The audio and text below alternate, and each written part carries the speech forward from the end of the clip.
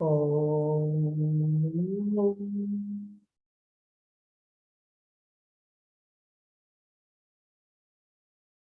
Om.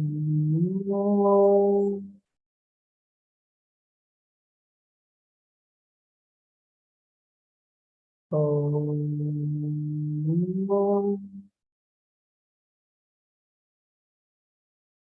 गुरुर्ब्रह्मा गुरुर्विष्णु गुरुर्देवो महेश्वरः गुरु साक्षात् परं ब्रह्म तस्मै श्री गुरवे नमः।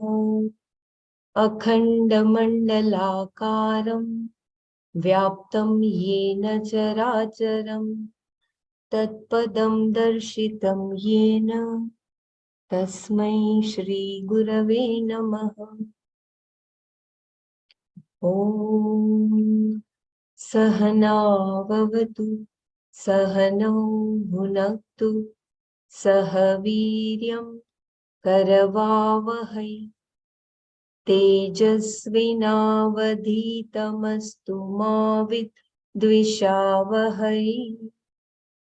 ॐ शान्ति शान्ति शान्तिः।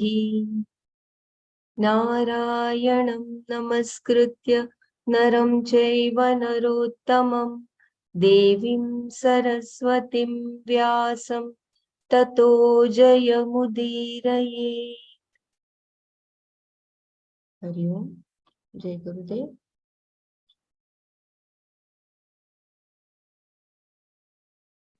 ओम श्री परमात्मने नमः। अथ एकादशोऽध्यायः विश्वरूप संदर्शन योगो नाम।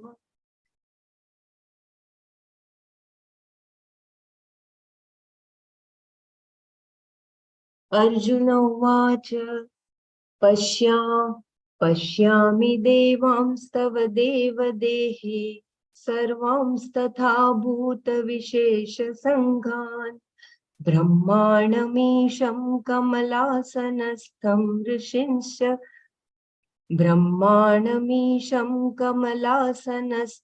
ऋषिंश्च सर्वानुरगांश्च दिव्यान्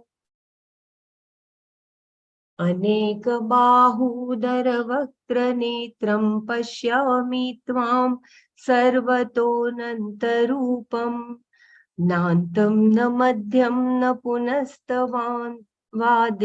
पश्यामि विश्वेश्वर विश्वरूप।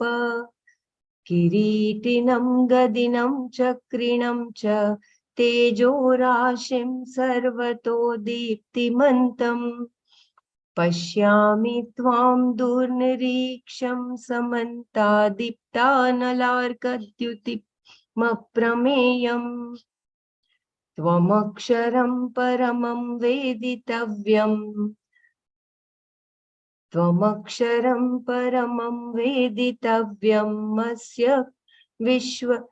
त्वमक्षरं परमं वेदितव्यं त्वमस्य विश्वस्य परं निधानम् त्वमव्ययः शाश्वतधर्मगोप्ता सनातनस्त्वं पुरुषो मतो मे।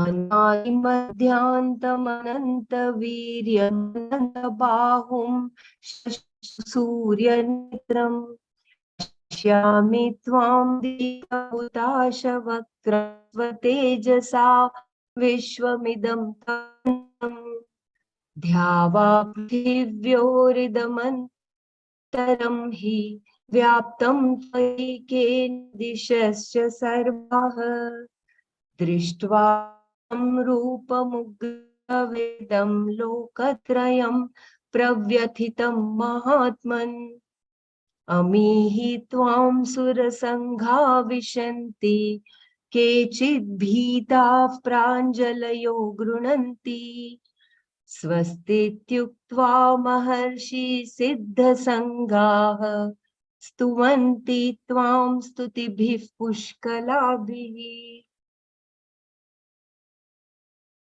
रुद्रादित्या वसवो ये च साध्या विश्वेश्विनौ मरुतश्चोष्मपाश विश्वेश्विनौ मरुतश्चोष्मपाश गन्धर्वयक्षासुरसिद्धसङ्गाः वीक्षन्ते त्वां विस्मिताश्चैव सर्वे रूपं महत्ते बहुवक्त्रनेत्रं बहुबाहुरुपादम् बहूदरं बहुदंष्ट्राकरालं दृष्ट्वा लोकाः प्रव्यथितास्तथाहम् नभस्पृशं दीप्तमनेकवर्णं व्यात्ताननं दीप्तविशालनेत्रम् दृष्ट्वा हि त्वां प्रव्यथितान्तरात्मा धृतिं न विन्दामि शमं च विष्णु दंष्ट्राकरालानि च ते मुखानि दृष्ट्वैव कानलसन्निभानि ईशो न जाने न लभे च शर्म प्रसीद देवेश जगन्निवास स्वामी च त्वां धृतराष्ट्रस्य पुत्राः सर्वे सहैवान्निपातङ्गैः भीष्मो द्रोणस्सुतपुत्रस्तथासौ सहास्मदीयैरपि युधमुख्यैः वक्त्राणि ते त्वरमाणा विशन्ति दंष्ट्राकरालानि भयानकानि चिद्विलग्नादशनान्तरेषु सन्दृश्यन्ते चूर्णितैरुत्तमाङ्गैः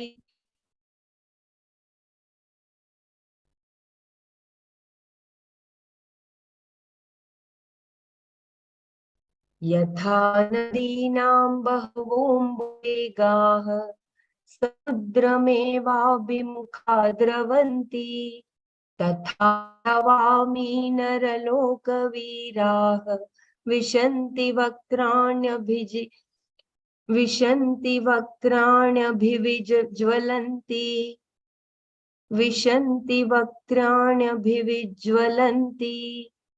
यथा प्रदीप्तं ज्वलनं पतङ्गाः विशन्ति नाशाय समृद्धवेगाः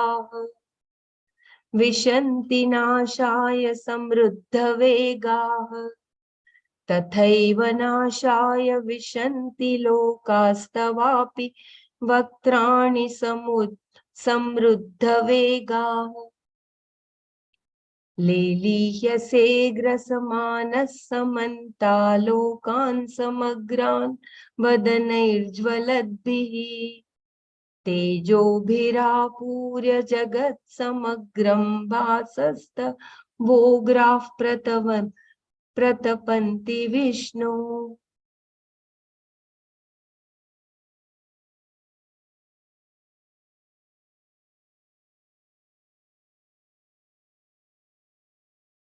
Brahmaraji, I will start with verse 22. As yesterday we completed this, we just read this verse. I think, yeah, you can read the summary of that and then go forward. Yeah.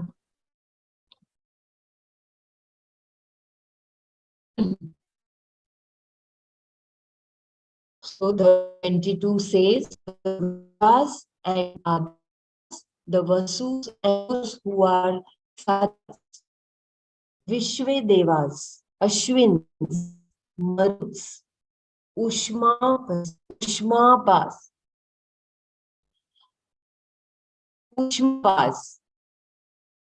and the host Gandharvas, Yakshas, Asuras, and Siddhas are all looking at being struck with great wonder indeed. All the Devas, the 11 Rudras, 12 Dityas, 8 Vasus, and a certain group of Devas called Sadhyas are looking at this cosmic form along with Arjuna. Also, the Vishwe Devas, the two Ashwins, and the 7 groups of Maruta Devatas. Then there are the Ushmapas from the Pitralokas and the group of Gandharvas, Yakshas, Asuras, and Siddhas. All of them see you and are astonished. Vikshante tvam vismitaha cha eva sarve. Gandharvas are the celestial musicians, some of whom have onomatopoeic names like ha ha, hu that characterize their singing. Then there is another type of celestials called yakshas, headed by Kubera, the presiding deity of wealth. And there are asuras, not ordinary asuras, because then they would not be able to see Ishvara, but exalted souls like Virochana, son of Prahlada, and father of Mahabali, who underwent a dramatic conversion to proper thinking. Then there were the Siddhas like Kapila, etc. All of them, the whole host of them, see you with great wonder, Arjuna says. He sees all these exalted beings awestruck as they view the cosmic form. Then further, Rupam mahate bahuvatra netram mahabaho bahubahu rupadam bahubahu rupadam Bahudaram bahudam shrakaralam drishtva lokav pravyathitas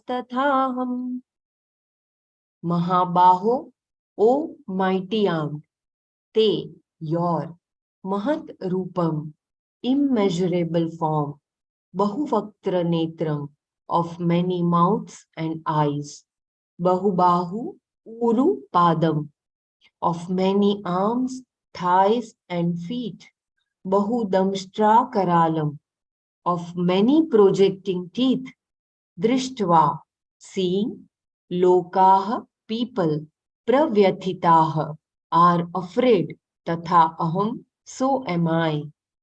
Mahabaho, te Mahaturupam, Bahuvaktra Netram, Bahubahu Urupadam, Bahudamshrakaralam, Drishtva, Lokaha, Pravyathitaha, Tatha Aham, O mighty arm, seeing your immeasurable form of many mouths and eyes, of many arms, thighs and feet, and of many projecting teeth, people are afraid, and so am I. Your form, Lord, is Mahat, is inconceivable, immeasurable, that is wonderful. But the problem here is Arjuna is frightened. He makes very clear here. He does not know how to deal with such a form. Suppose we see a creature from another planet. How will we respond? Even though it may be harmless, we will be frightened because our minds move in categorical fashion. If we come across a new creature, we must categorize it. Then we feel safe. But anything we categorize is a problem because it is seen as a potential threat.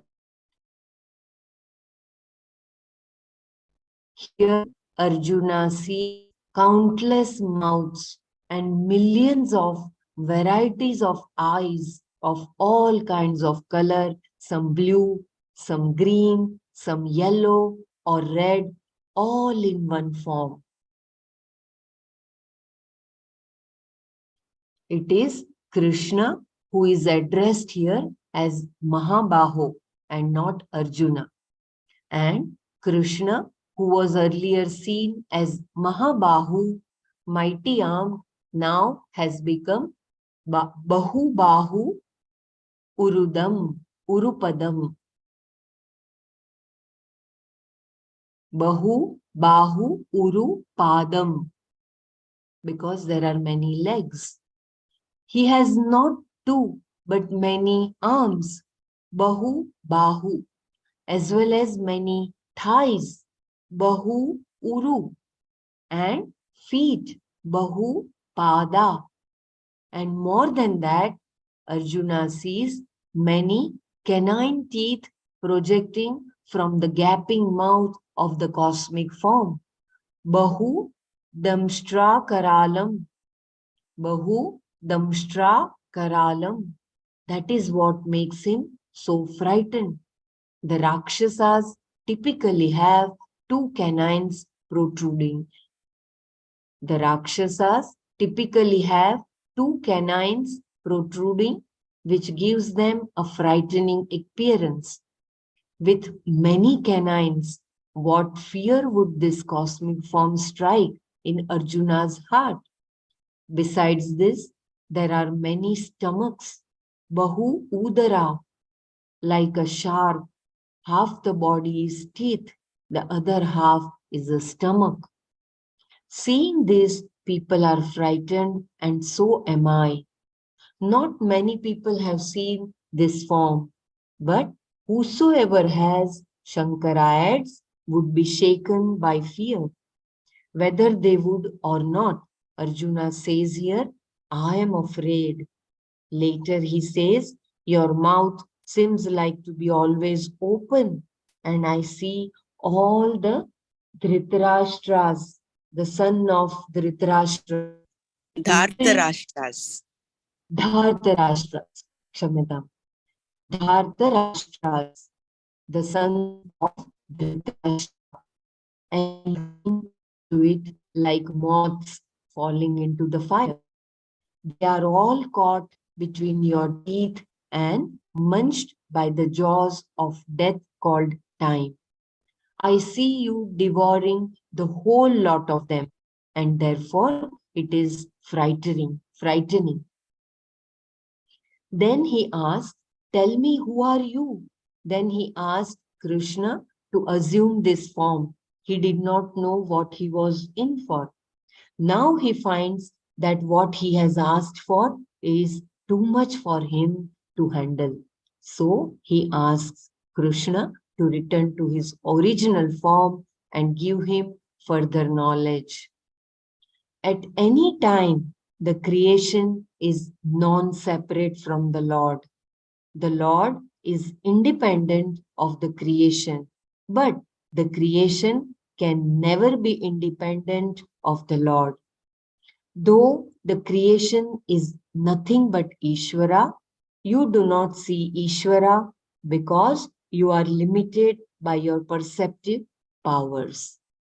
The sense organs have limited capacity for perception and the further limitation of not seeing things accurately.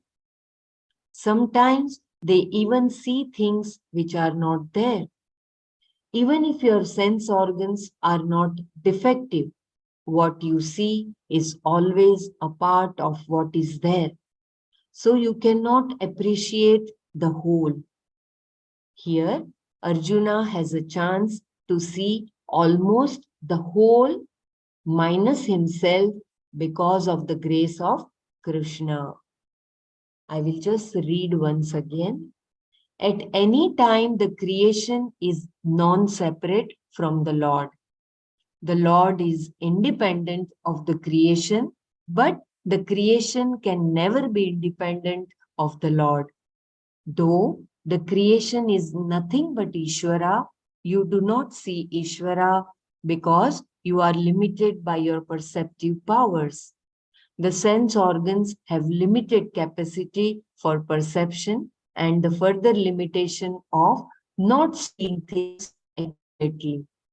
Sometimes they even see things which are not there. Even if your sense organs are not defective, what you see is always a part of what is there. So you cannot appreciate the whole. Here, Arjuna has a chance to see most whole minus himself because of the grace of Krishna. Seeing the cosmic form, he is even able to make clear inference that Krishna is the cause of the creation, the one who is to be understood. Jai Gurudev Bela. Yeah, There seems to be some disturbance. Can I request if someone can take over just for about 15 minutes or so? Then I will come back. So, could you please help, or anybody else who can help reading? I can continue sharing the screen.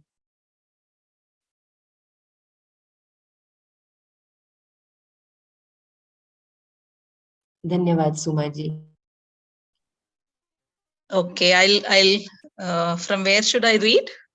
I think I don't know from where the internet was unstable. So you can read from. No, it's only the last few lines. That's it. The later you've already repeated. Okay. The later yeah. He's no.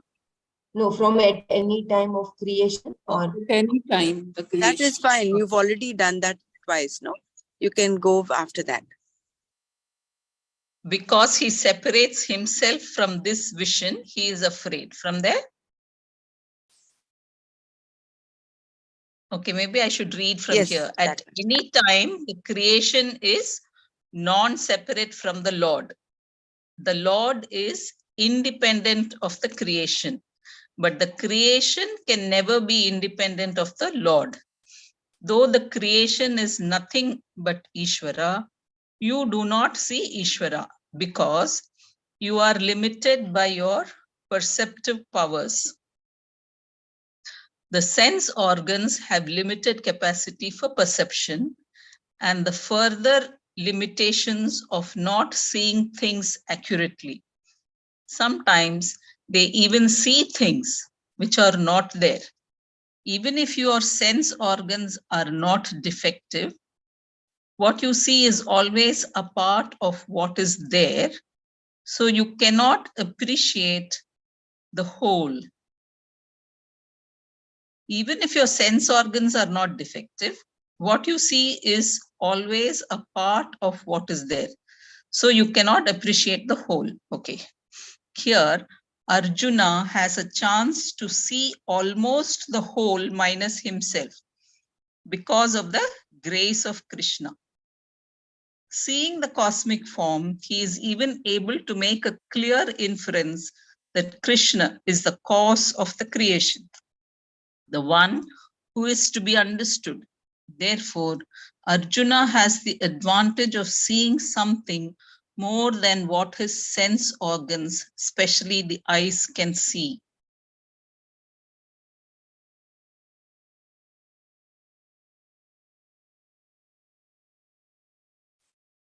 Okay, I understood this, but here the sentence, sometimes they even see things which are not there. What is that?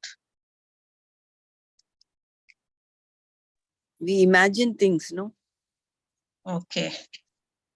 We superimpose our own, like seeing the rope on the snake, seeing the snake on the rope, things like that. Okay. Because he separates himself from this vision, he is afraid. That is what is pointed out here. It was said, the Lord gave him a Divya Chakshush. If he had included himself in the vision, it would not be Divya Chakshush, but Jnana Chakshush. Oh, wow. Divya Chakshush and Jnana Chakshush. Okay. Had his vision been non-dual, he would have gained fearlessness. Abhaya Pratishtanam Vintate. Abhaya Pratishtam Vintate. There cannot be a source of fear because you can only be afraid of something other than yourself. But if there is anything other than yourself, however small, that division is enough to cause fear. fear of everything else. What is not you is so vast. It is infinite, and you are so very small and insignificant. If you see something as big as the whole cosmos minus yourself, as Arjuna did, you will be even more frightened. Even what is the range of our limited perspective powers? Just a minute. Yeah. Even what is in the range of our limited perspective powers is too much to deal with. Everything seems to be powers. Perceptive power. You will be even more frightened. Even what is in the range of our limited perceptive powers, thank you, is too much to deal with. Even what is in the range of our limited perceptive powers is too much to deal with. Everything seems to be so big. If you look at the stars and think about the distances involved, it is staggering. If you are able to see much more than the eyes can see, you will definitely be frightened. This is what happened to Arjuna. Even though he wanted to see this cosmic form, he did not know what he was in for, and now all he wants is some peace. The reason for Arjuna's fear, Shankara says, is told in the next verse. नभस्पृशं दीप्तमनेकवर्णं व्यात्ताननं दीप्तविशालनेत्रम् दृष्ट्वा हि त्वां प्रव्यथितान्तरात्मा धृतिं न विन्दामि शमं च विष्णो Vishnu O Vishnu Tvam you Nabhasprusham as one who is touching the heavens Deeptam effulgent Anekavarnam of numerous forms Vyat Ananam open mouth Deepta Vishala Netram with large brilliant eyes Drashtvahi indeed seeing Pravyathita Antaratma being one whose mind is deeply disturbed, dhrutim, courage, shamamcha, or composure, na vindami, I do not find. Vishnu, tvam, nabhas prusham, deeptam, aneka varnam, vyata ananam, deepta vishala netram, drishtvahi, pravyathita antaratma, dhrutim, shamamcha, na vindami. Kindly continue. Indeed, see you as one who is touching the heavens, effulgent of numerous forms, open-mouthed, with large, brilliant eyes. O Vishnu, I, whose mind is deeply disturbed, do not find courage or composure. Arjuna saw Krishna everywhere, so he now addresses himself as Vishnu, the one who is all-pervasive, an appropriate word. Here, he is literally being seen as Vishnu. Arjuna sees Krishna here as one who touches the heavens. Nabhabha sprasha. Nabha sparsha. Nabha sprisha. It means Here he it sees is. Nabha sprisha. Nabha sprasha. Nabha Sprasha. Okay. It means he sees no end to this form. Everything is pervaded by him. And this form is so effulgent, Deepta, and Aneka Varna. Varna means that by which something is understood. Varnayate Anena iti varnaha. It can mean either form or color. Here it refers to the form. Shankara adds, numerous frightening forms. We know a few things that invoke fear, like the reptiles and even the cockroach. And some of the sea creatures are really frightening. Many forms that we never see. Arjuna is saying right now, beings of different forms and colors, some with horns, others with damstras, canine teeth. Definitely it is frightening. Shankara says that they are of various configurations. Nana samsthanaha. Their limbs are assembled in a variety of different ways. When they are put together so differently, we get varieties of reptiles, flying animals, walking animals, crawling animals, and besides that, all these diverse human beings and celestial beings. Some of them are very beautiful, of course, but some of them are frightening. The one who consists of these variously assembled forms is Aneka Varna. Though it is in one form, Arjuna sees all these multifarious forms severally and he is frightened. Arjuna says, I see you as one whose mouth is open. Vyata anana. Vyata annana. Vyata annana. Vyatanana. Okay. Meaning, he is swallowing everything. Who is, in other words, Kala, time. And he sees this form as having numerous eyes that are huge and brilliant. Deepta Vishala Netra. Seeing Krishna in this form, Arjuna says, my mind is deeply disturbed and I am pravyatita Pravyatita Antaratma. Pravyatita Antaratma. He is really alarmed now. Shankara says that he is exceedingly frightened. Prabhita. Being so, I have no courage. Dhritamna vindami. He cannot bear to see this form any longer. There are both good and frightening aspects of the cosmic form, but the frightening ones have overshadowed all the good.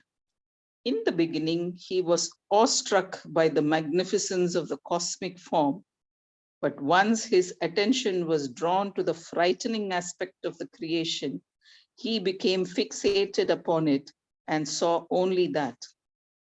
This is how the mind works.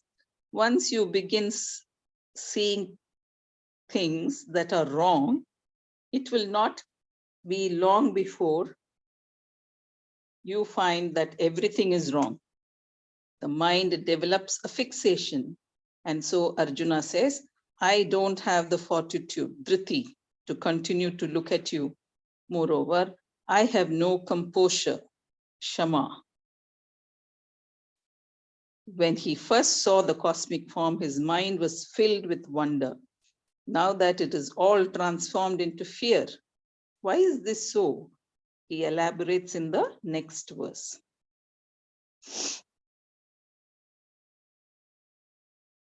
दंष्ट्राकराणि च ते मुखानि दृष्ट्वैव कालानलसन्निभानि दिशो न जाने न लभे च शर्म प्रसीद देवेश जगन्निवास दृष्ट्वा एव indeed seeing te mukhani your faces damshtra karalani which have protruding canines chakala anala sannibhani equivalent to the fire of dissolution. Dishah na jane, I do not know the directions. Na labhecha, and I do not get, do not have. Sharma, peace. Prasida, be pleased. Devesha, O Lord of the gods. Jagannivasa, O Lord in whom the world exists.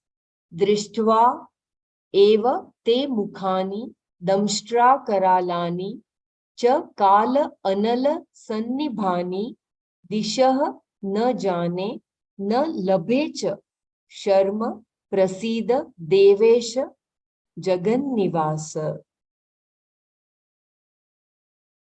Indeed, seeing your faces, which have protruding canines and are equivalent to the fire of dissolution, I do not know the directions, and I have no peace. He pleased, O Lord, Lord of the gods, O Lord, in whom the world exists. Your faces all have protruding teeth. Damstra karalani, damstra karalani cha te mukhani. All the faces within the cosmic form are made repulsive and frightening by these damstras. Even a human canine is not very pleasant sight, but the canines of a cat or a dog, and much more so of a wild animal like a tiger, have the fierce appearance, because they are meant for tearing flesh. The canines are always frightening, and here all the faces seen by Arjuna have these canines, damstras, exposed. Even though these creatures may be benign, their appearance is terrifying. This is Papa Yoni. That is a Papa Yoni. Anybody that is frightening to look at is considered a Papa Sharira. Seeing all this, Arjuna is frightened. He likens what he is seeing to the dissolution, pralaya. When it is said that a great conflagration will consume the entire creation, everything will be burnt in that all-consuming fire called Kala Anala. Anala means that which never has enough. Alana vidyate, Alam, yes. alam na Alana, vidyate, alam alamna vidyate, vidyate, yeshya yes, iti anala. iti analaha. The more you feed it, the more it wants. That is anala, fire. Seeing all these mouths with their canines protruding, swallowing everything in sight, Arjuna compares it to the fire which destroys everything at the end of the cycle. Besides this, he says, I do not know the quarters. Disha na jane. Disha na jane. Seeing this form, I do not know which is east, which is west, which is north, which is south. I have no idea, because wherever I look, you are there. He does not know where the sun rises, where it sets. He finds all kinds of suns and moons. Therefore, he does not even know whether it is day or night. All the suns and the moons are shining at the same time and are dazzling his eyes. It is a problem for him because he says, I have no happiness. Na labate na labate cha sharma. In the beginning, he had some amusement, but not anymore. There is no longer any joy in seeing this cosmic form. Then he implores Bhagavan to restore his tranquility, addressing him as Devesha, Lord of all the gods. Arjuna says, may you become pleased now. Prasida, reinforcing his entreaty. Arjuna addresses Krishna a second time as Jagannivasa, the one in whom the world exists. May you be pleased so that you can bless me, is Arjuna's prayer. Arjuna's doubt about who would win the war is resolved by what he sees now. So he got the result of the war. Very nice. So no need to be afraid.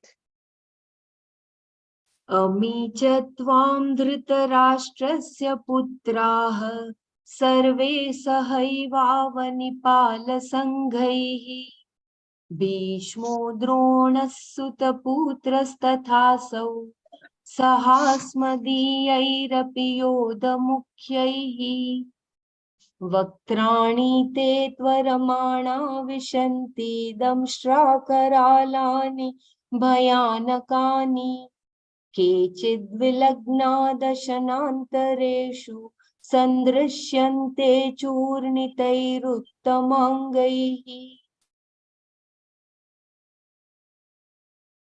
अमी च सर्वे. Would you like to read, Sumaji? Because I think there is too much of disturbance. Okay. Amecha survey and all these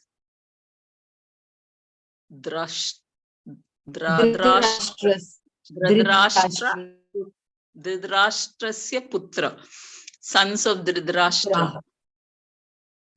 Dhritarashtraha putraha, sons of Dhritarashtra, saha eva, along with Avani Pala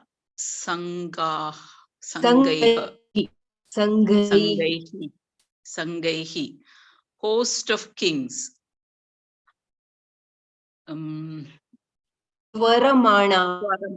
Tvaramanaha, hurriedly. Vishanti, they enter. Tvam, you. Api, and also. Tvam, you. Api, and also. Bhishma, Drona, Bhishma, Drona, Tata, Asasu, Sutaputraha. So too, this Karna. Asmadiyaihi Yodhamukhyaihi saha. Yodhamukhyaihi saha, along with other important fighters. Tvaramanaha, hurriedly. Vishanti, they enter. Te Vaktrani, your mouths. Damshtra Karalani, with protruding canines. Bayakanani, frightening. Kechit, some. Dashanantareshu, between the teeth. Vilagnaha Sandrashyante, are seen sticking. Churnitaihi with their heads crushed. So all these sons of Dhritarashtra, along with the host of kings, hurriedly enter you, and also Bhishma, Drona, and Karna, along with other most important fighters, hurriedly enter your frightening mouths with projecting canines. Some are seen sticking between the teeth with their heads crushed. As he is seeing it, Arjuna says, all these people are hurriedly entering into your frightening mouths with projecting canines. Te vaktrani damshtra karalani.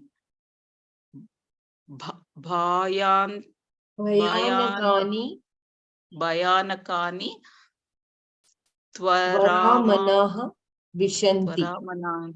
Vishanti. Whom does he see? All these sons of Dhritarashtra.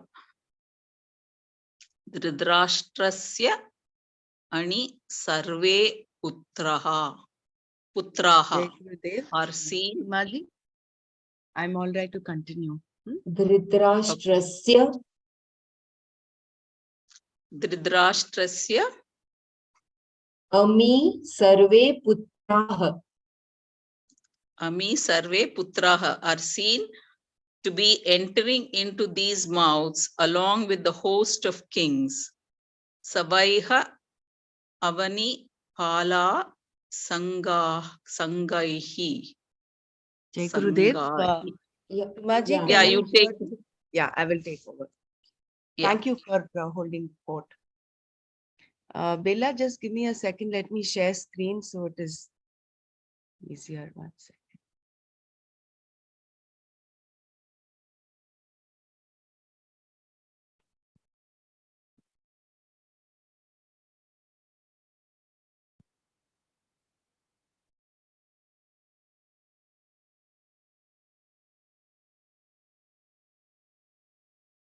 Which shloka are we in?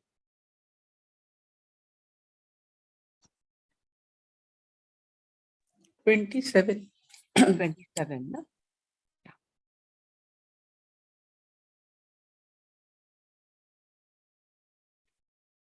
As he's seeing it, Arjuna says, all these people are hurriedly entering into your frightening mouths with projecting canines. Te vaktrani damshtra karalani bhayanakani tvaramana vishanti. Whom does he see? All these sons of Dhritarashtra. Dhritarashtrasya ami sarve putraha are seen to be entering into these mouths along with the hosts of kings. Sahaiva avani pala sanghaihi. Avani means earth, and avani palas are those who protect the earth, the rulers. Various kings and chieftains have assembled for the impending battle, and Arjuna sees all of them now entering into these mouths. Further, he sees the grand old man, the Kuru family, the imposing, invincible Bhishma and Drona, his own teacher of archery. They are both on the other side, as is Karna, Sutaputra, the son of a charioteer. Even though he was the son of Kunti, no one here knows this except Krishna and Kunti. Even Arjuna does not yet know that this is his own brother standing in the enemy's camp. Along with all these are seen his own people, whom he refers to as Asmadiyas, our own people, who are Yodha Mukhyas, fighters who are so important in the battle, like Drishtadyumna, Dripada, Abhimanyu, Virata, and so on. All of them are entering into your mouth, says Arjuna. They are not just entering, but rushing into these mouths of destruction. Tvaramana vishanti. With great hurry, they seem to enter. What kind of mouths are they entering into? Frightening, bhayanakani, because of their rows and rows of canine teeth sticking out all over. Damshtra karalan. Some of those who have entered are seen sticking between the teeth. Vilagna dashanantareshu. Bhishma, Drona, Karna, Duryodhana, and so on are all in the process of being devoured by you. Lord Krishna has shown Arjuna what is going to happen. They're all being chewed up by the teeth of time. It would be something like seeing a film of your own growth on a speeded up projector. The changes would be so rapid that it would be frightening. Especially seeing yourself age so quickly. The same thing is happening here. It is similar here. The process of life is quickened and shown to Arjuna. These people are seen, sandrishyante, with their heads being crushed. Churnitaihi uttamangaihi, being masticated by the mouth of time. Uttama anga means the important part, the head. How are all these people entering into the mouths of destruction? Arjuna describes this using two examples. I will just read this few lines one more time. So, Lord Krishna has shown Arjuna what is going to happen. He's actually fast forwarded the whole future to him. These are all being chewed up by the teeth of time. It would be something like seeing a film of your own growth on a speeded up projector. The changes would be so rapid that it would be frightening. Especially seeing yourself age so quickly. The same thing is happening here. It is similar here. The process of life is quickened and shown to Arjuna. These people are seen sandrishyante, with their heads being crushed. Churnitaihi uttamangaihi, being masticated by the mouth of time. Uttama anga means the important part, the head. How are all these people entering into the mouths of destruction? Arjuna describes this using two examples.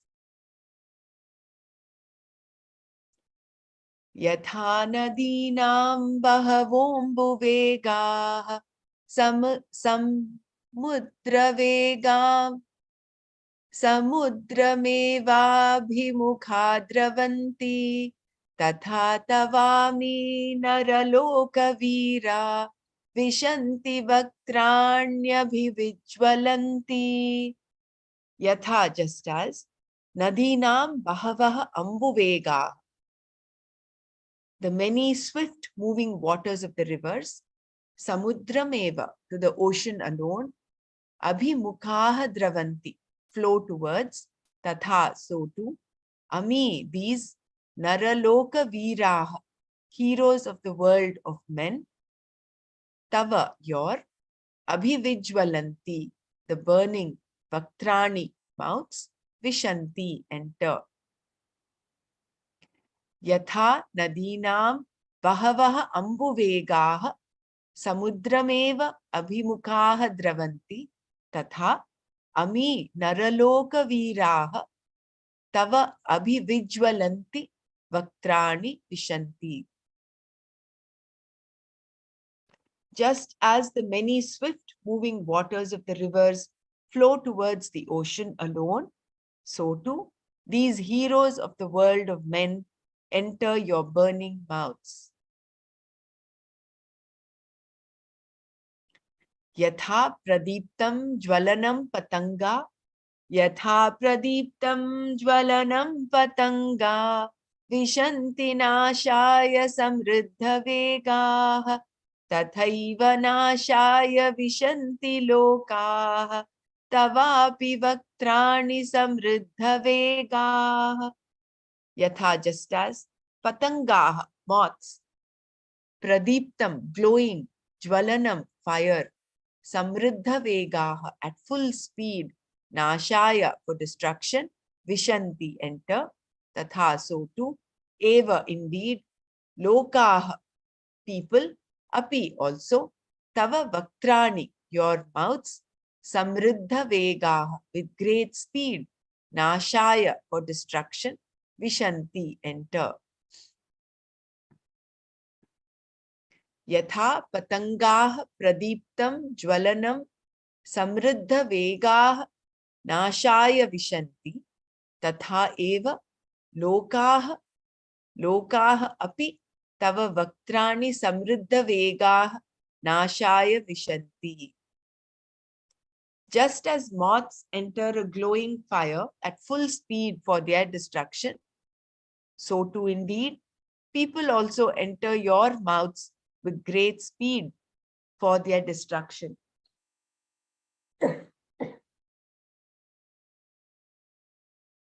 All these people are rushing into the jaws of death like the many rapid river waters flowing towards the ocean, always keeping it in view. Abhimukhaha. With the speed and relentlessness of river waters hurrying to the ocean, these people are entering these mouths of the cosmic form, which Arjuna says here, Abhivijwalanti, ablaze, into these burning, brilliant, devouring mouths of fire. These warriors, Ami Veeraha, are seen entering.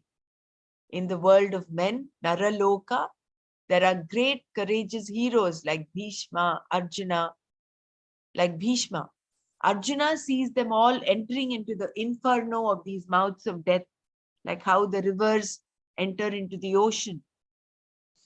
The ocean here can be taken as Virat, the cosmic form. Then the mouths are the point of entry of the rivers, the confluence. Arjuna sees all these great warriors entering into the mouths of death with great haste.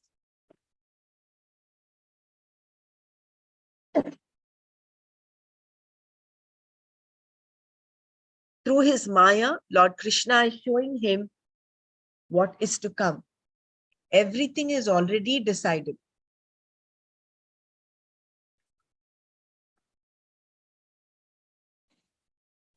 Whether Arjuna fights or not, these people are all going to die.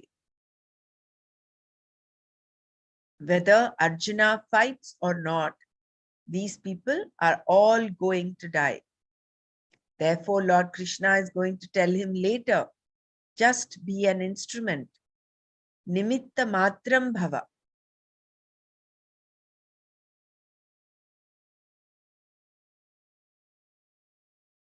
Why are they entering into these mouths?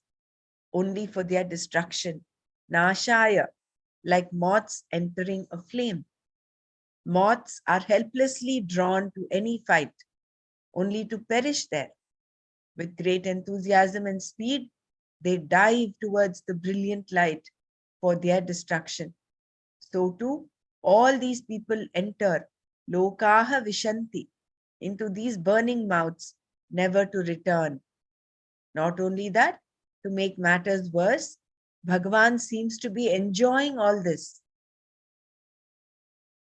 Lelihyase grasamana samantat lokan samagran vadanaijvalabdhihi tejobhirapurya jagat samagram bhasastavograha pratapanti Vishnu. Grasamana, swallowing, samantat, totally, samagran lokan, all the people, jvalabdhihi, burning, vadanaihi, with mouths, lelihyase, you lick again and again. Tava ugraha, your cruel, bhasaha, flames, tejobhihi, apurya, filling up with brilliance, jagat samagram, the entire world, pratapanti, burn, Vishnu, O Vishnu. Grasamanaha samantat samagran lokan jvalabdhihi vadanaihi lelihyase tava ugraha hasaha tejobhihi apurya jagat samagram pratapanti Vishnu. Completely swallowing all the people with your burning, brilliant mouths, you lick again and again, filling up the entire world with brilliance.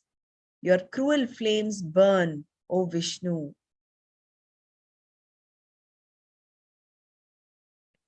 Bhagwan does not seem in any way sympathetic here.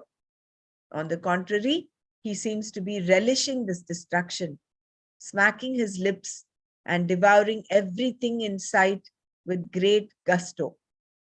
Lelihyase means you put your tongue out and enjoy, like we do when we eat honey. Bhagwan seems to have a taste for this destruction. He's devouring them totally. Samantat, who are they? The entire world of people. Lokan Samagran, who are entering into his mouths. How does he enjoy? Swallowing them with his jvalabdhihi, burning vadanaihi mouths. Arjuna says, filling it up with brilliance. Tejobihi apurya. Your cruel flames are burning the entire world. Tavogra bhasah jagat samagram pratapanti. These scorching flames completely envelop and consume everything. This is Arjuna's description of the process of destruction as he sees it taking place within the cosmic form. When he asked for this vision, Arjuna expected to see something wonderful, and he did, but he was not prepared for the other side of it. Bhagavan is not only the one who sustains everything, but the destroyer too. What Arjuna is seeing here is the destruction that is constantly taking place in the creation. It is a necessary part of creation, so has to be included in a vision of the cosmos. The continuous process of destruction, creation, and sustenance is Ishvara. But the destructive aspect is not easy to look at. Because he did not expect this, Arjuna says here, Akyahi me ko bhavanugra rupo namostu te devavara prasida vijñatumichhami bhavantamadhyam nahi prajanami tava pravrittim. Akyahi, please tell me, for my sake. Kaha bhavan, who are you? Ugrarupaha, who has this terrible form, Devavara, O exalted among the gods. Namaha astute, salutations to you. Prasida, be gracious. Bhavantam, you. Adyam, who are the cause. Vijñatum, to know. Ichchami, I wish. He, because. Tava, your. Pravrittim, activity. Na prajanami. I do not at all understand. Akyahine kaha bhavan ugra rupaha devavara namaha astute prasida bhavantam adyam vijñatum ichchami hi tava pravrittim na prajanam. Please tell for my sake, who are you who has this terrible form? Salutations to you, O exalted among the gods. Be gracious. I wish to know you, the cause, because I do not at all understand your actions. Seeing all this destruction and seeing the future, Arjuna is a little confused. Therefore, he says, for my sake, please tell me who you are, who has this terrible form. Imploring him, he says, unto you, my salutations. Te namaha astu, O exalted among the gods. Devavara, be gracious. This time, Arjuna asks to know Krishna specifically as the cause of the creation. I want to clearly know you as Adya, the one who is at the beginning of everything. Vijñatum ichchami bhavantam adyam. Why? Because I do not at all understand your actions. The prefix pra enhances the meaning of janami. You seem to be intent on destroying all these people. Who are you? I thought you were Vishnu, the one who protects everybody. Now I find you destroying everything. Are you Vishnu the protector or Shiva the destroyer? I do not know. Therefore, please tell me.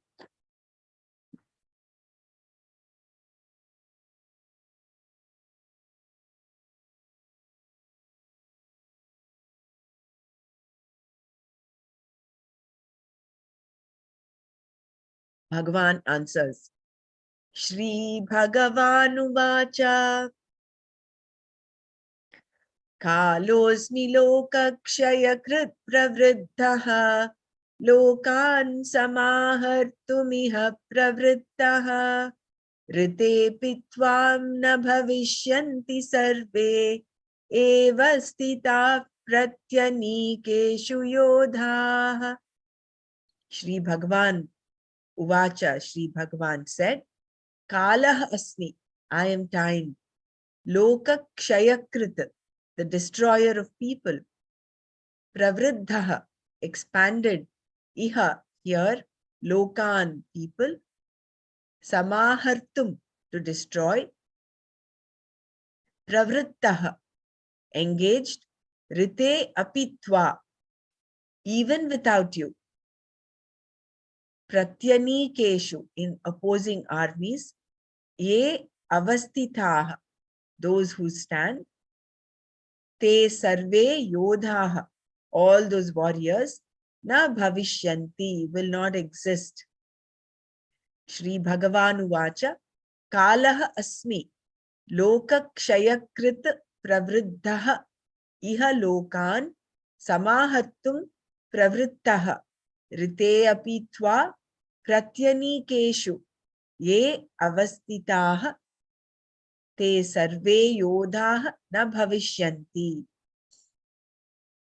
Shri Bhagavan said, I am time, the destroyer of people, the one who is expanded and whose activity is to destroy people here.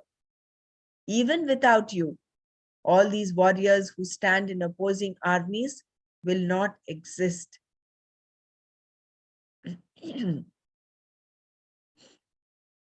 Bhagavan says this is another aspect of himself, not the sustaining aspect, which is very beautiful, but the destroying aspect. He calls himself Kala, the time or death, the one who brings about the destruction of people. Loka Kshayakrita. Here, Loka means people. I am the time that brings an end to people, the Lord of death, says the Lord. Here he is expanded, pravriddha, into the cosmic form. So, Arjuna sees in the cosmic form nothing but destruction. Arjuna wanted to know about his activity, pravritti. Here Bhagwan answers directly, my activity is to destroy people here. Here means at this time and place. Here and now, I am occupied with destroying all these people, says Bhagwan. Therefore, Arjuna is seeing him here as Rudra, the one whose task is to destroy. What is pointed out here is that the Lord is everything. He is not only the creator and sustainer, but also the one who destroys. He is the very law that brings about creation, sustenance, and destruction. Therefore, the Lord says, even without you, rite apitva, all these people are not going to be here. Na bhavishyanti. Bhishma, Drona, Karna, all those warriors, sarve yodhaha, who are standing here, ye avastitaha, in these two opposing armies, pratyanikas, will not be here, na bhavishyanti. On both sides, those who are now standing poised for battle are not going to be there when this is all over. They are destined for destruction. It is all part of how their karma unfolds. No one can stop it. So even without you, Arjuna, they will be destroyed, says Bhagavan.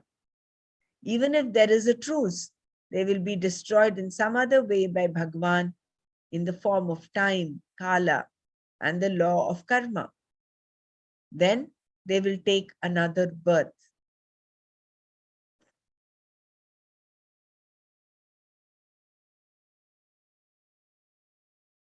I think we'll stop here and we'll just go back to what we learned. I will avoid chanting the Sanskrit verse. I will just read the Pratipadartha. Okay. the summary of that.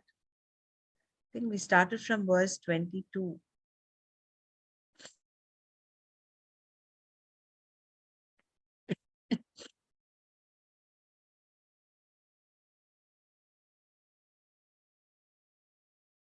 The Rudras and Adityas, the Vasus and those who are Sadhyas, Vishwe Devas, Ashwins, Maruts, Ushmapas, and the host of Gandharvas, Yakshas, Asuras, and Siddhas are all looking at you, being struck with great wonder indeed.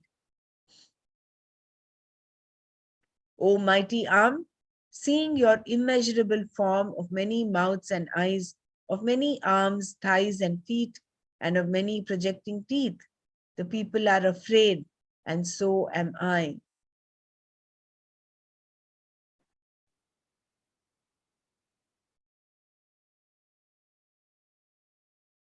Indeed, seeing you as one who is touching the heavens, effulgent of numerous forms, open-mouthed and with brilliant eyes, with large brilliant eyes, O Vishnu, I, whose mind is deeply disturbed, do not find courage or composure. Indeed, seeing your faces, which have protruding canines and are equivalent to the fire of dissolution, I do not know the directions and I have no peace. Be pleased, O Lord of the gods, O Lord in whom the world exists.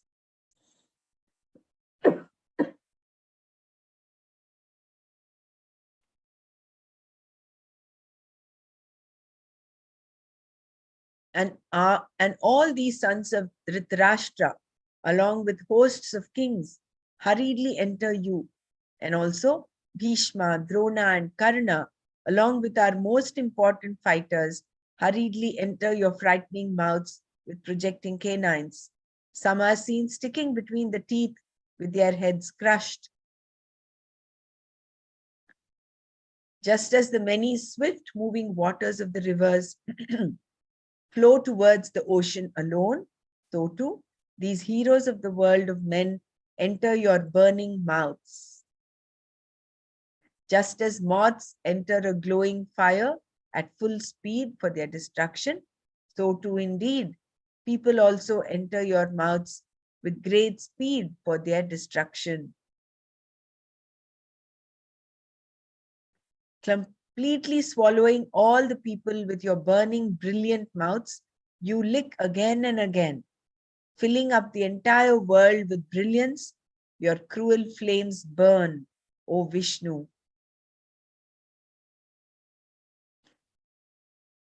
Please tell for my sake, who are you, who has this terrible form? Salutations to you, O exalted among the gods. Be gracious. I wish to know you, the cause, because I do not at all understand your actions. Bhagavan answers, I am time, the destroyer of people, the one who is expanded and whose activity is to destroy people here. Even without you, all these warriors who stand in opposing armies will not exist.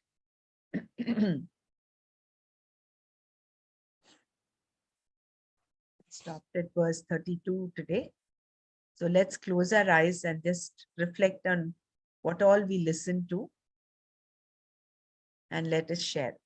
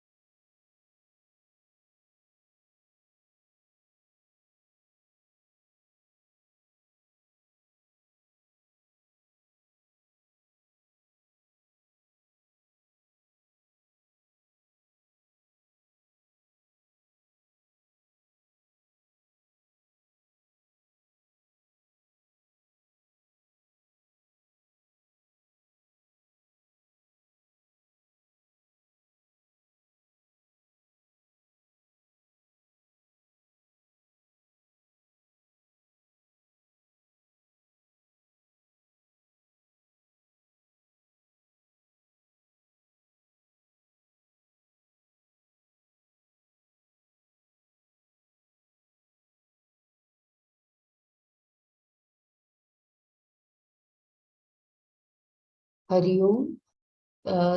My takeaway from today's Vishwarupa Darshan is that the Bhagwan's promise that Dharma Samsthapanarthaya Sambhavami Yuge Yuge. Whenever there is too much of adharma, and because of that adharma, the people have made the earth heavy. So for that, Bhagwan comes and he lessens the load on the Mother Earth. Jai Gurudev.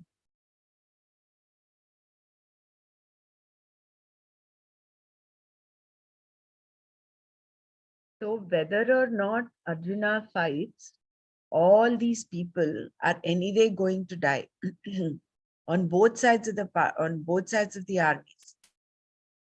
So that is why he says, Nimitta matram bhava savya sachin. Just be an instrument.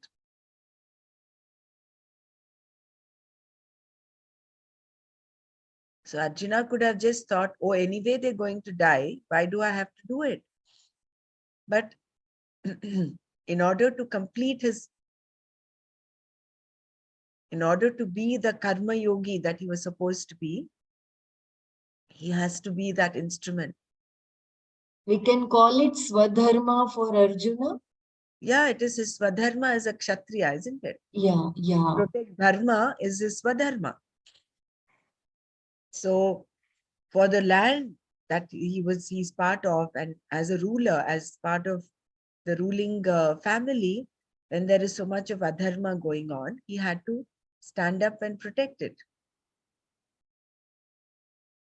Because in the second chapter, remember, Krishna tells him, if you run away from the battlefield, people will talk ill of you. You being a Kshatriya, you should do your duty.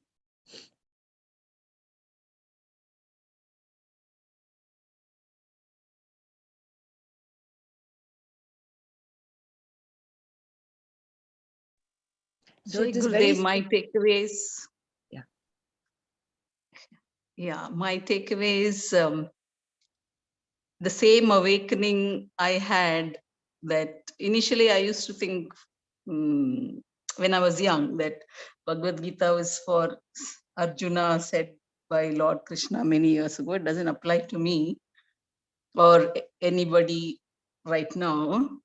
But when I started attending Chayana's Bhagavad Gita class, he said that awaken the Arjuna within you, because everybody has got that confusion and not knowing what to do. So that is when I realized that there is an Arjuna in every one of us. And the same feeling I had today, that we all like, when things are going well, we are comfortable. When things are not going well, we are not comfortable. We want to get back to peace. And Arjuna displayed the same thing here. So again, that the same Arjuna is there in us as well, got reconfirmed that we are comfortable when things are going well. When things are not going well, we are not comfortable, and we run back to God saying, okay, make it. I don't want to see this form of yours, because so long we grew up thinking God is the one who's going to protect, sustain, and provide, but not the one who's going to destroy. That was in my childhood. I used to relegate it to Lord Shiva, and so I never used to pray to Lord Shiva as a child. I would try and avoid. And okay, after all this maturity of the intellect through Kriya and wisdom, I understand that all this creation, sustenance, and destruction, everything is happening in one being, which is also happening in us as well. So only with wisdom you can accept that the Lord is the time, and when the time comes, that whatever is going well or not going well will also go away, will be taken away. So all these kind of things get reinforced, and we're able to get back to that equanimous state of mind. But still your desires come up and you want to set things right. So that keeps happening. But I hope at some stage one is able to maintain that equanimity for a longer period of time by repeatedly hearing this this part of Bhagavad Gita. The Lord saying that I am time. Thank you.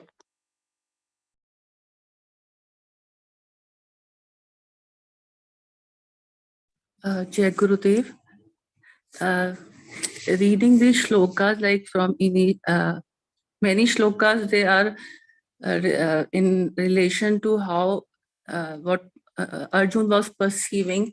He's watching like the canines of the basically the mouth is described of the Ishvara, and I was just thinking like how in each shloka it is described, different aspects are taken in each shloka. So, and in every shloka, how a response is there differently. Like the mind is described in like shloka 23. The mind was, it moves in a categorical fashion.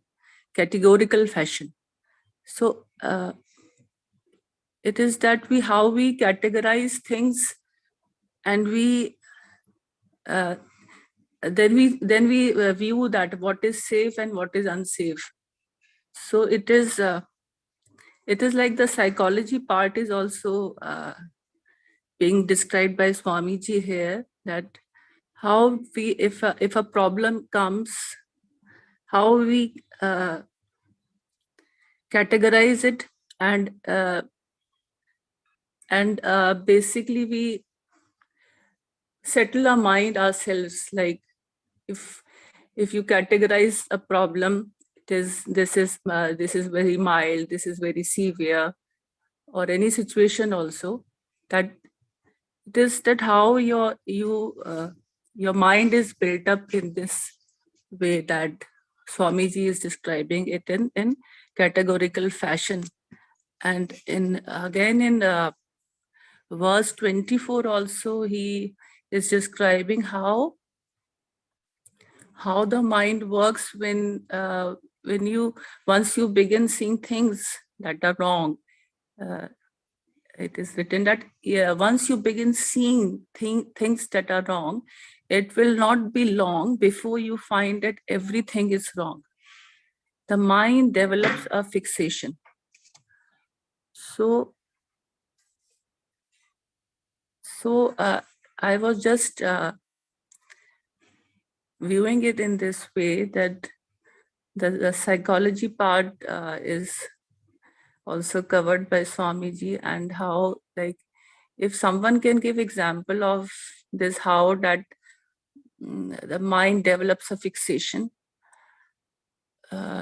when we see things that are wrong, and it will not be long before you find that everything is wrong. Can someone give an example of it so that it will be more clearer?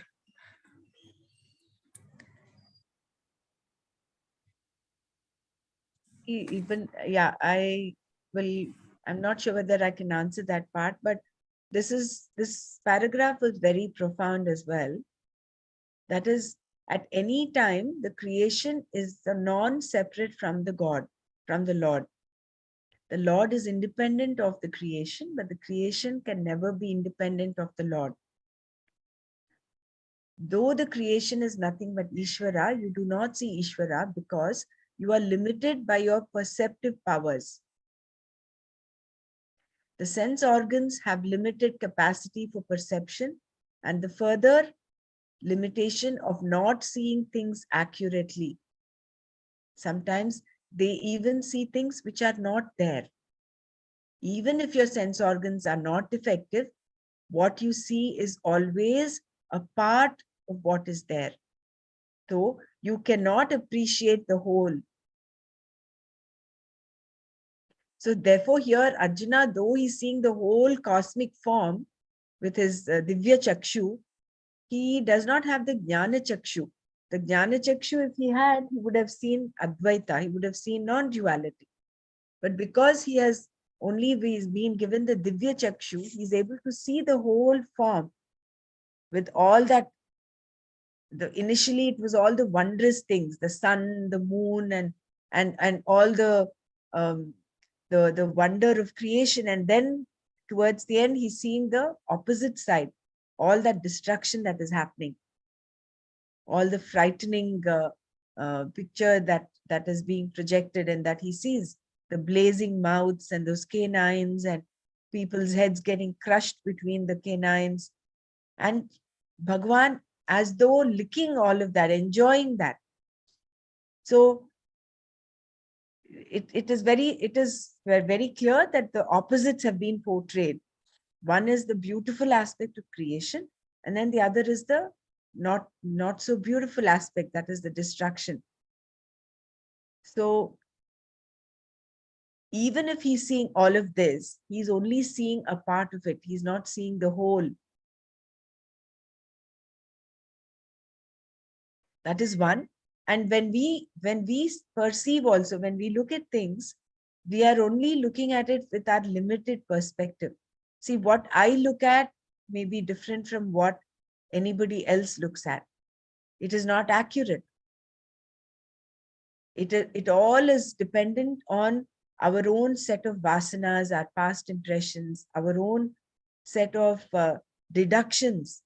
When you see a child, you know how each one of us perceives that child, or any situation for that matter, is so different. So therefore, we don't even see things accurately. So that brings us to that grounding awareness that what we think we look at and understand the world is so erroneous. We're not able to see the whole. We're only seeing a part of it. So it is only with the Jnana Chakshu that you'll be able to see completely, you'll be able to see the whole. That Purnatva happens only with Jnana Chakshu. Otherwise, that Antaram is there, that little difference is there.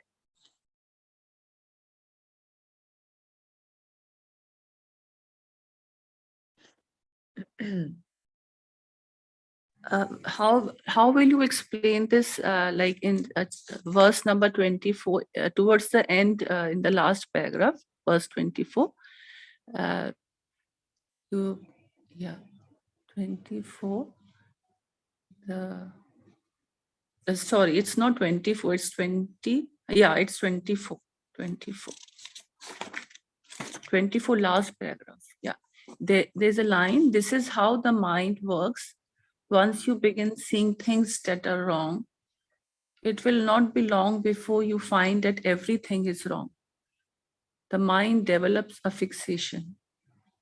I could not follow it completely. Like, where is that? I can't find it in the. Gurudev says no. Yeah, it's no, just It where was there, the it verse was there, 25 just starts. down. Yeah, Here. where the verse Here. 25 starts. Right. The Okay. first. Yeah. Gurudev says no, the nature of the mind is to get attracted to the negative. Even though everything is going well, maybe one or two things are not going well, but our mind is fixated on that two things that are not going well, and we make every moment miserable. So it is the nature of the mind. Gurudev has said that is how I look at it. So that is why we have this fixation that everything is not going well, because we are not looking at, our focus is not on what is going right, but our focus is on what is not going well. Same thing happened to Arjuna. Though he saw the brilliance of the Lord, when he saw the crushing, the mind got attracted to that and got fixated there. And therefore, he didn't want to see that part of God anymore. And he wanted to come back to that state of peace and asks Krishna to come back to his normal self. This is how I would take it. Yeah, and when you asked for an example, something flashed across my mind. Now I can't remember. If I think about it, Yeah, I'll get that back. is very much right. Like how Shimaji is explained. I think one is that is the nature of the mind is to cling to the negative. That's one. And when you are in that mode, when you're engulfed with stress, which is what we explain in our happiness program, you bloat up. If it is only 20% negativity around you, that gets bloated up and becomes some 120%. So all over you see it's gloomy. There's no brightness, there's no happiness, nothing at all is positive. Whereas a person who is like balanced, who's able to see things as they are, looks at things as they are. So I think here in this particular situation, Arjuna is overcome by fright and fear. So he is in a stressful situation himself. So he's kind of forgotten all that beautiful things that he saw initially. Now he's seeing only that aspect of destruction. Therefore, it gets fixated. The mind develops a fixation. So therefore, he says, now I don't want to look at you anymore. I don't want this. I don't have the dhriti to continue anymore. Because all that wonder is transformed into fear. So it's the nature of the mind to basically, even if you see a person, you will like you see the negative aspect more earlier rather than the positive ones. Like, you know, the shortcomings are noticed more rather than the good qualities of a person. For a normal Not of person. all people, that is the not of nature, all yeah. people, but people whom you have more interaction, more closeness. Then you start seeing Yeah.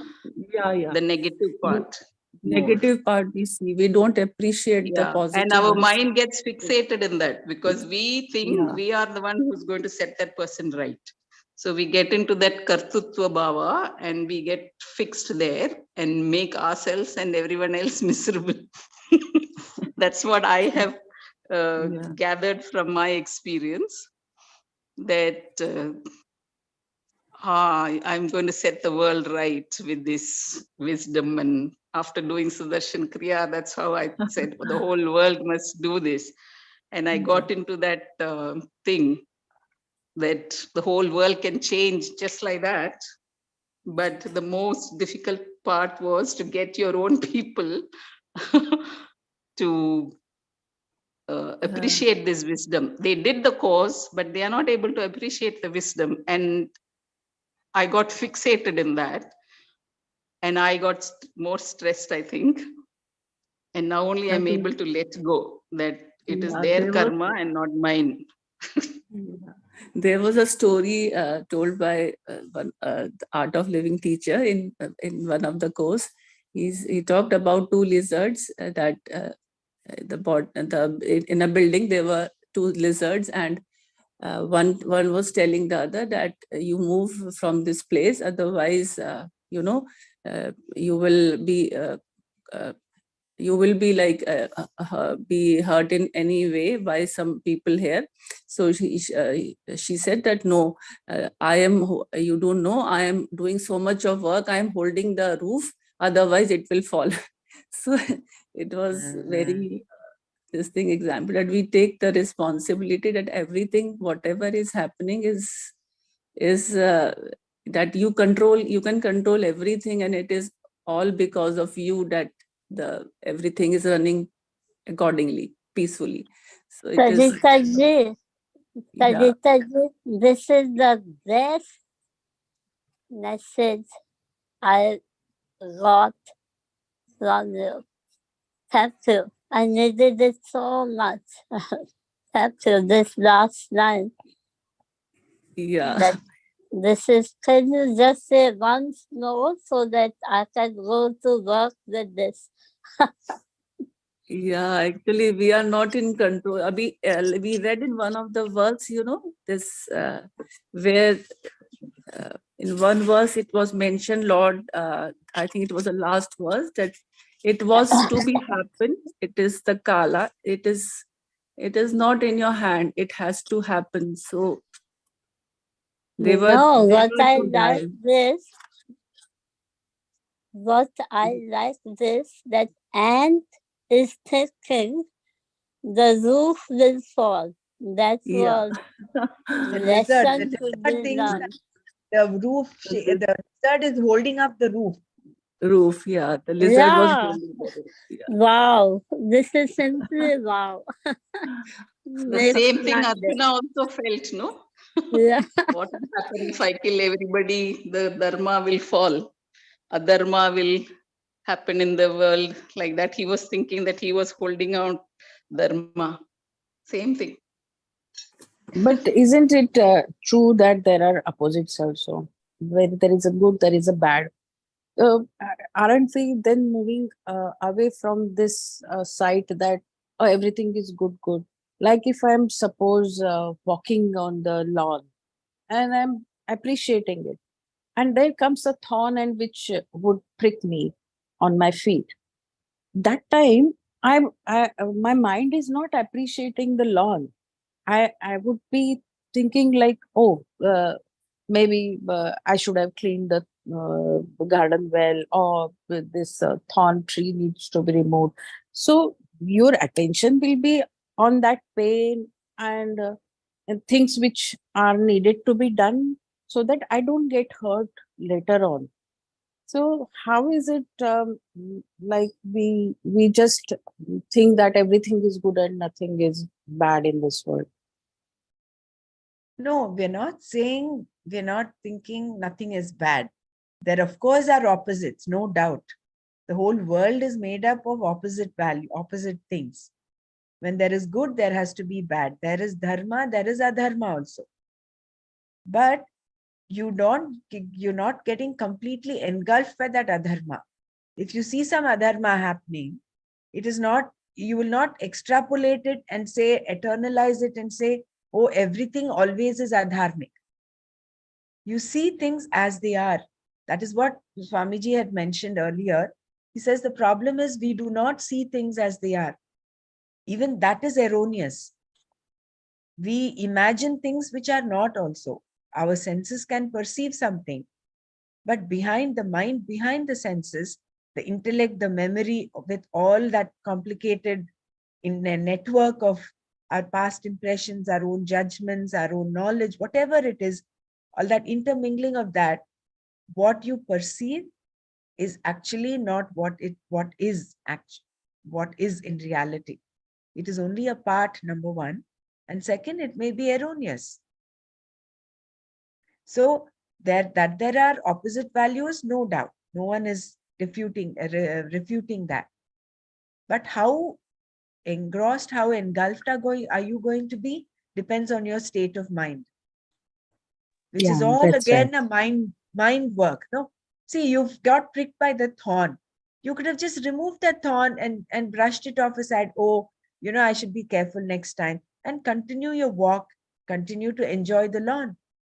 On the other hand, you might also get so engulfed in that thorn and start a negative train of thought, a spiral, saying, oh, I'm always like this, or someone else has never done his job. It depends on your state of mind. Ultimately, it is the mind game. Here, in this case, Arjuna's mind was so engulfed by the fear that he saw that he completely forgot that the beautiful aspect that he saw initially. And that's it. He said, please, I don't want to see any more of this. Yeah, seeing things as they are is the Yeah, key, I believe. things Yeah. as they are. And that Mm. is what we get by these practices. Sudarshan Kriya, by doing your meditation, we are able to see things closer to reality rather than implied reality. We don't impose our understanding on that. You look at things as they are. It becomes more and more transparent. Otherwise, you see the world with a pink, pink glass or a green glass of your own prejudice, your own understanding. No? Yeah. One small question, like who was the father of Mahabali? Who, like it was mentioned that father of Mahabali, who it is Mahabali or it is Bali, who underwent Mahabali. Mahabali, who underwent a Bali dramatic Chakravarti. No, conversion. Huh? See, Pradyumna's son, Pradyumna's not Pradyumna, sorry. Prahlada. Prahlada's son is Mahabali. So, Prahlada's son, I don't remember the name. Prahlada's son. Prahlada's son, some Grandson. yeah, Prahlada's grandson is Mahabali. I don't know, remember the son's name. We had a very good Manana today. Maybe, maybe we should keep half an hour for Manana and not 15 minutes. Looks I think like 20 Yes, minutes. Brahmaraji. That's what I was also going to because tell. we are not able to Yes. complete on time. So Yes. we're having a spillover. So 6 o'clock we'll stop the reading. 6 to 6:30 we'll have. We will avoid chanting the shlokas because I think it's kind of time consuming. So we But that breathing is also important, right? It makes a better solidified this thing, condensed this thing. which Whatever one? we have this shloka together when you chant, no, Ha. it makes a good impact in totality, understanding today's this thing, Yeah. condensed way. So that we can't miss. But we need to have a little bit more time for Manana. More time, no? That Yeah. actually it makes a big difference. Maybe the beginning shloka chanting we can omit, Brahmaraji. Yeah, I think we can omit that. We'll Yeah, start straight Okay. away. Yes. Because Very anyway, nice we're doing Manana it. today. Very nice. Beautiful. Every point was treasure. And I was reminded of the immortality process when Bhagwan, when Swamiji mentioned he's fast forwarded the whole thing. Like it's like you're looking at your own picture, your own movie, where the time is fast forward. You're growing so quickly that you see your end as well. So it was like the immortality process that we do. We'll stop here today. I had a question when Krishna, maybe it will come later, when Arjuna saw all the sons of Dhritarashtra being chewed, did he also see his own death, his brother's death and all that, or did not see that?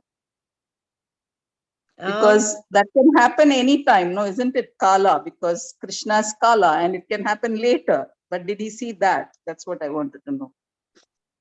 It was mentioned he saw the Abhimanyu and all Virat. They all died in the war. So he saw all the death that is going to happen in the war. So that's fine. But there's going to be death for Krishna, Arjuna and his brothers as well. So did he get to see that, or before that he stopped? I think he didn't describe everything. Otherwise, this will go on endlessly. It's like a Vibhuti yoga. He has to stop. He says, I can't. My Vibhuti is endless, eternal. I cannot. I'm just going to pick and choose some. So similarly, I think Vyasa Bhagavan picked and chose, whatever of the shlokas. So obviously, he must have seen all that, but it's not mentioned.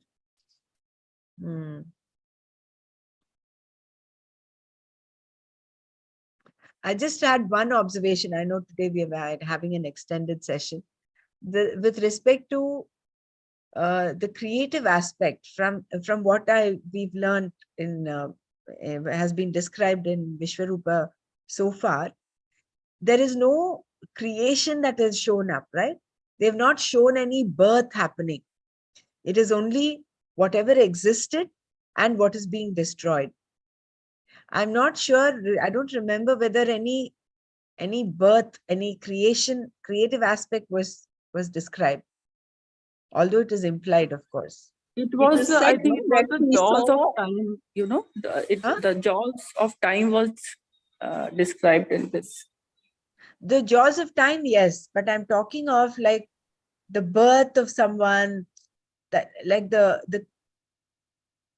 emergence of life, that has not been described. Just an observation. Yeah, that even I did not come across, but he said he also saw things which he had never seen before. So some sort of creation was shown to him, Implied, yeah. which he has no idea of. Right. I think in the mouth, from the mouth only, there is both the flows were there in one of the huge picture I saw. People coming and then exiting and entering, both ways it was.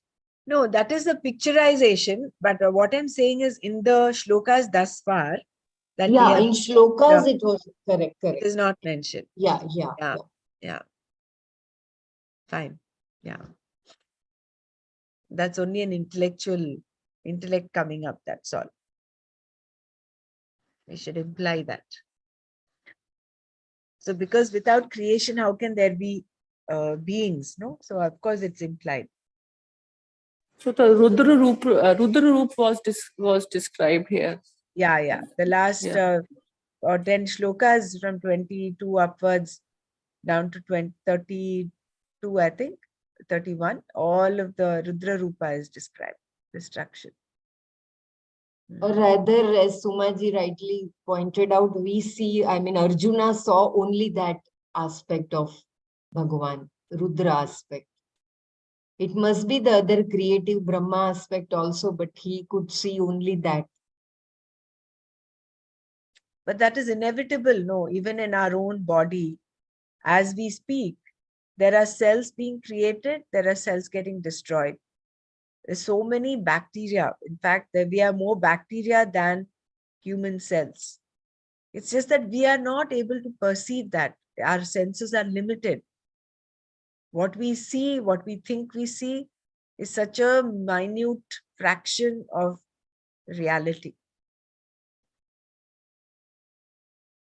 It is part of life, which is what, Yeah. I And was that's just talking sorry. about Pashupatinath temple and Kashi and all that, where in the Pashupatinath temple in Kathmandu, when we went there, on one side, the dead were being, all the dead, the ceremonies, death ceremonies were being done on one side of the bank.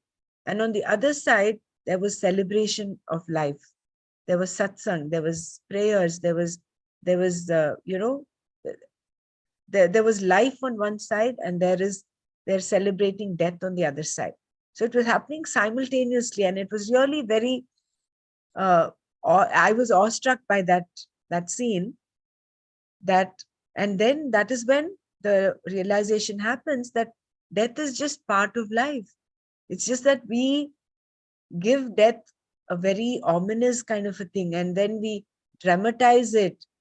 We become so caught up in that aspect of death. We feel that loss. Actually, it is not. It's only a part of life. It's only completing the circle of this creation, sustenance, and destruction. There is a ghat in Banaras, just near that mandir. This Manikarnika Ghat. Yeah, like 24 hours the cremation is going on. Happening. It is said that you do not cremate a body in the dark, but there they can, like, the cremation is going at night also. 24 hours these funerals, the body are being cremated, and it is just adjacent to that mandir, Vishwanath which is Mandir. Vishwanath Mandir, just adjacent to it. It's very seeing that you really, you come to that dharatal, that this is the actual life, what it is. the new and the. But if you have seen, our mind doesn't like to see any kind of destruction, no? Though it No, is but inevitable, we don't like that part at all. Be it any kind of destruction.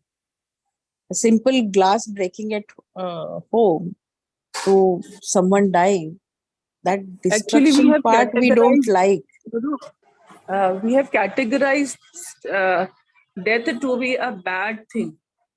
But if you see from that spiritual aspect, it is a festival that you leave your body and you enter a new body.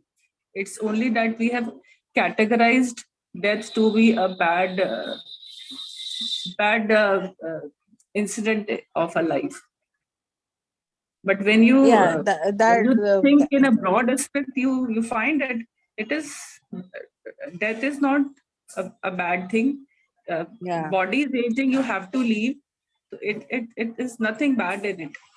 It's only that true. accidental deaths and uh, death which are traumatized type, you feel hurt.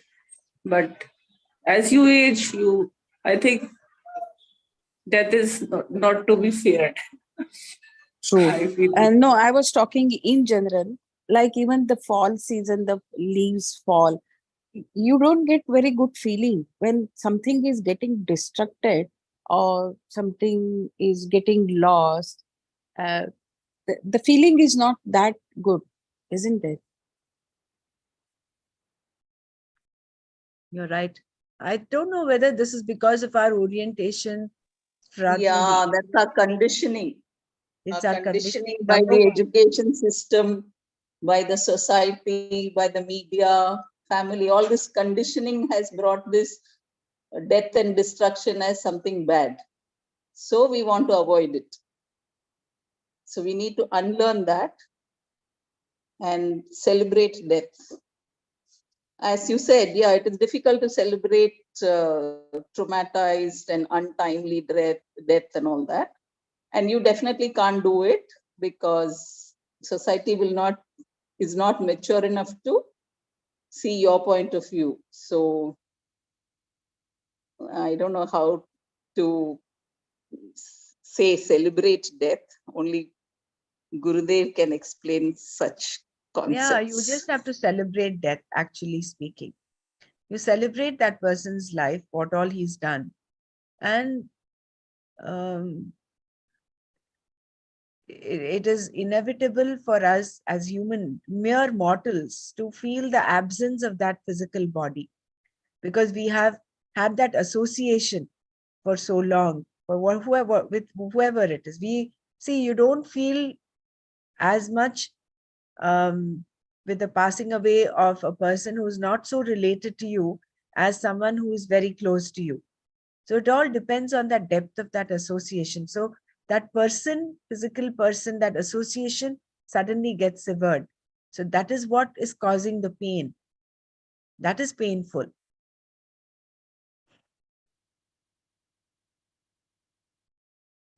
also the swarupa of our atma is, we seek happiness and peace every time. So it is against our nature that we want to be sad, and You're right. that is why we don't like sadness.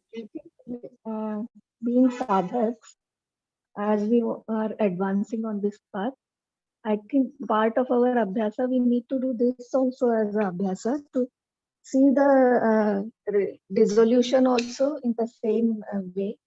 So it will be very easy for us also to leave the body comfortably and transcend.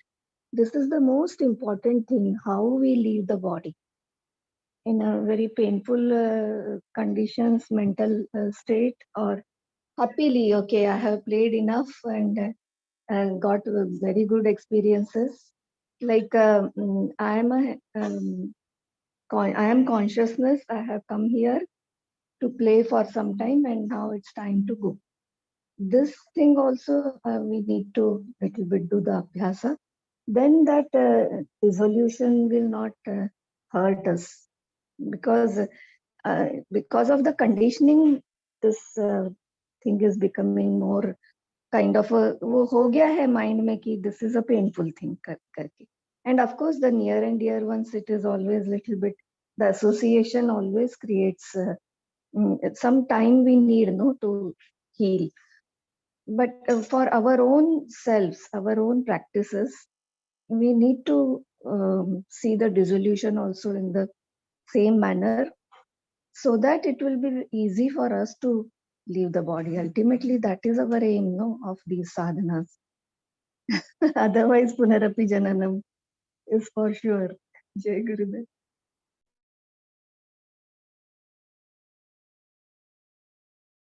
I think in this context, what I recently heard Gurudev give the explanation of Trayambakam Yajamahe Sugandhim. That word Sugandhi was so beautifully explained. Why we gravitate towards uplifting things in life. Why we seek compassion, we seek love. We are happy with that. We are not happy with the negative, so-called negative aspects of life. Nobody feels happy. Nobody wants to be sad. No, everybody wants to be happy. So that thing I actually shared in the group. Maybe we can revisit that. Why we gravitate towards the positive aspects of life, which, like Savita ji very rightly said, that is our nature. Our nature is Satyam, Jnanam, Anantam, Brahma, Anandam. So that is why we move towards that.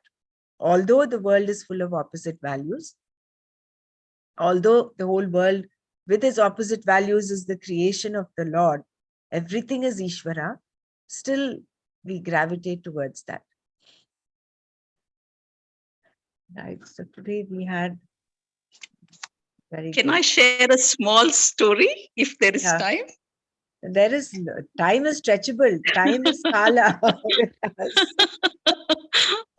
This is about practicing your death or whatever, like not getting attached to sorrow at the time of death.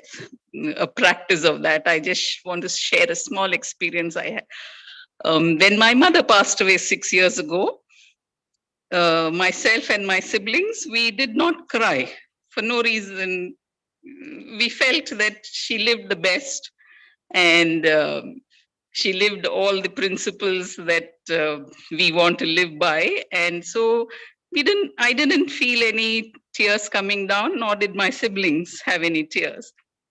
But 2 months later, I had to come back because my daughter was having her university exam. So I came back, and they went on to Kashi and did all